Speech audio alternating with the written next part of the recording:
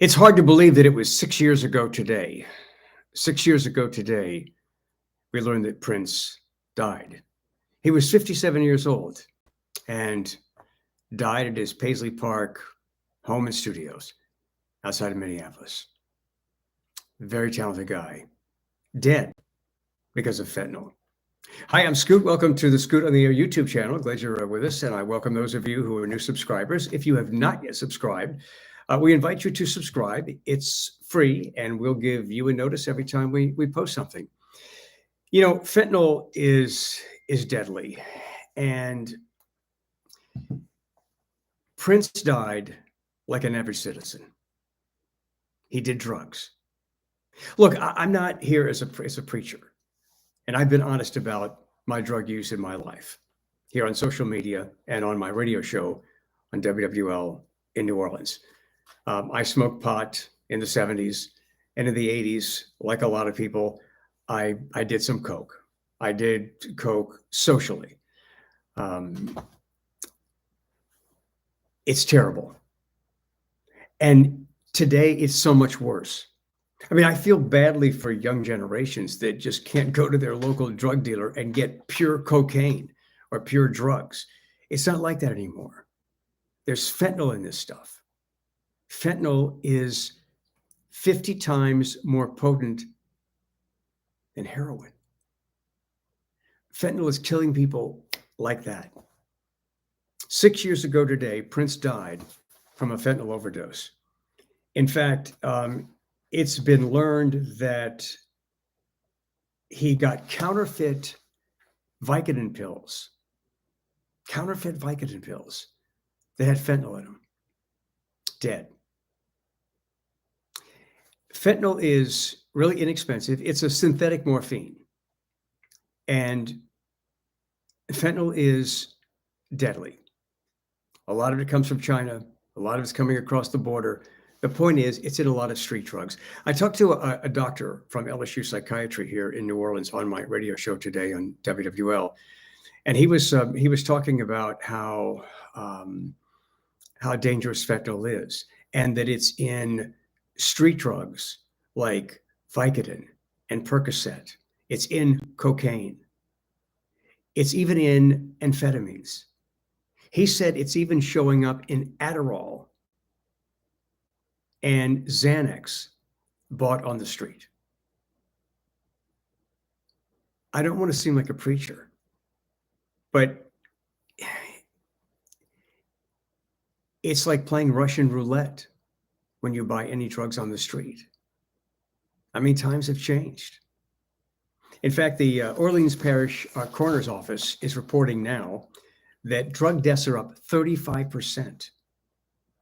And among the 35% increase, or among the drug deaths in general, 94% include fentanyl. Not only that, but we also learned today in New Orleans that a student at the University of New Orleans who disappeared during the Mardi Gras season, she went off with this Uber driver, and she was dropped off at a hospital and pronounced dead. And we now know that she died from a fentanyl overdose.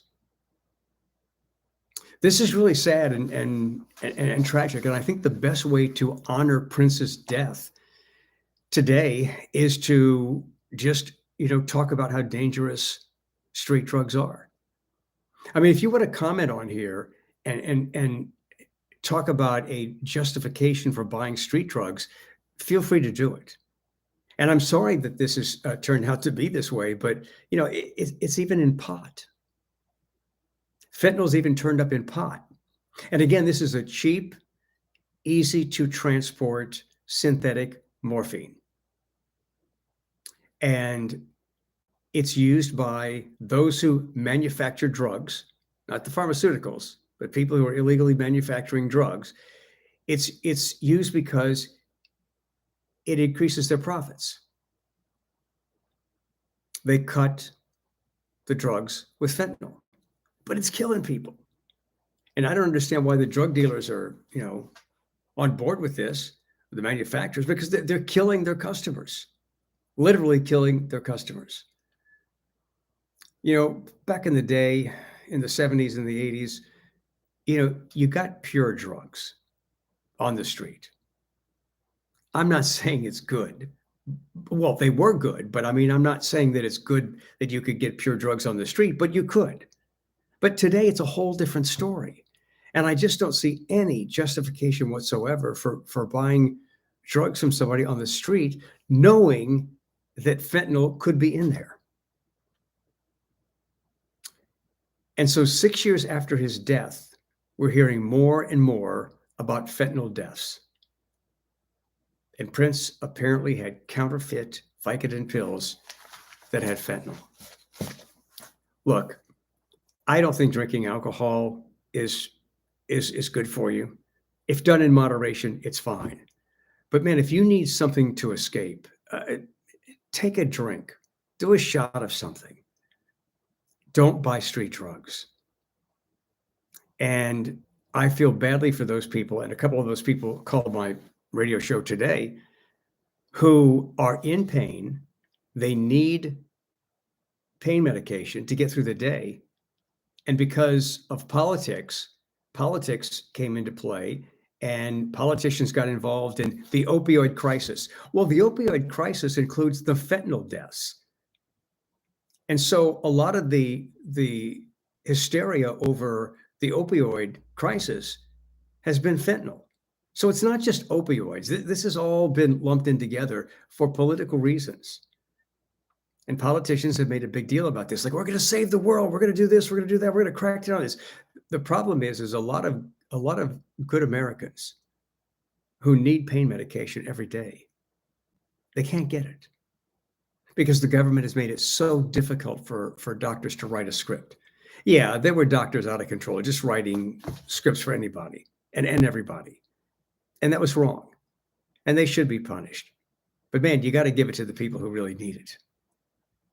And there are people who are in serious pain who probably would get a prescription for pain medication, but for some reason they can't, and they're buying it on the street. So, look, this is dangerous shit. And I wish the news were better, but I think things are going to get worse maybe before they get better. And the basic message is drugs on the street are freaking dangerous. Buying drugs on the street, whatever the drug is, even like an Adderall pill or something that you think is kind of innocent like Percocet or Vicodin, anything you buy on the street could lead to death because you never know what has fentanyl in it.